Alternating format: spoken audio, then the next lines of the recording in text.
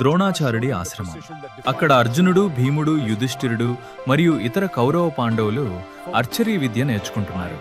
అప్పుడే ఒక యువకుడు ఆశ్రమ ద్వారం వద్దకు వచ్చాడు. అతనే కర్ణుడు. అతని కళ్ళలో అగ్ని ఉంది. అతని మనసులో ఒకే కోరిక ఉంది, ప్రపంచంలోనే గొప్ప ధనుర్ధారి కావాలి. గురుదేవా, నాకు కూడా ఆర్చరీ విద్య నేర్పించండి. నేను మీ శిష్యుడిగా ఉండాలని కోరుకుంటున్నాను. అక్కడ ఉన్న శిష్యులందరూ ఆశ్చర్యంగా కర్ణుని చూశారు. నువ్వెవరు? నీ వంశమేమిటి? కర్ణుడు నిశ్శబ్దంగా నిలబడ్డాడు. ద్రోణాచార్యుడు గట్టిగా అన్నాడు, నేను రాజకుమారులకు మాత్రమే ఈ విద్య నేర్పుతాను. నువ్వు రాజవంశానికి చెందినవాడు కాదు, అందుకే నేను నీకు ఈ విద్య నేర్పలేను. ద్రోణాచార్యుడి మాటలు కర్ణుడి గుండెను గాయపరిచాయి. అక్కడ ఉన్న కొంతమంది రాజకుమారులు అతన్ని చూసి నవ్వారు. అతను తన మనసులో ఒక నిర్ణయం తీసుకున్నాడు.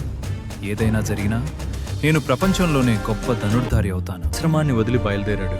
అతని లక్ష్యం ఒకటే, ప్రపంచంలోనే గొప్ప గురువు అయిన పరశురాముణ్ణి కనుగొనడం.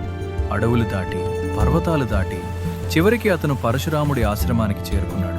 ఇప్పుడు పరశురాముడు ముందుకు వెళ్లి నమస్కరించాడు. గురుదేవా, నేను బ్రాహ్మణుణ్ణి, నాకు ఆర్చరీ విద్య నేర్పించండి. పరశురాముడు కర్ణుడి కళ్ళల్లో ఉన్న సంకల్పాన్ని చూసి అతన్ని తన శిష్యుడిగా అంగీకరించాడు. పరశురాముడి శిక్షణ చాలా కఠినంగా ఉండేది, కానీ కర్ణుడు ఆగలేదు. పగలు రాత్రి అతను నిరంతరం సాధన చేశాడు. కొద్ది కాలంలోనే కర్ణుడు అసాధారణమైన ధనుర్ధారి అయ్యాడు. అవమానం అతన్ని ఆపలేదు, తిరస్కారం అతన్ని బలహీనంగా చేయలేదు. అదే అవమానం కర్ణుణ్ణి ఒక మహావీరుడిగా మార్చింది. అతని చరిత్రలో నిలిచిపోయాడు, ధైర్యానికి ప్రతీకగా.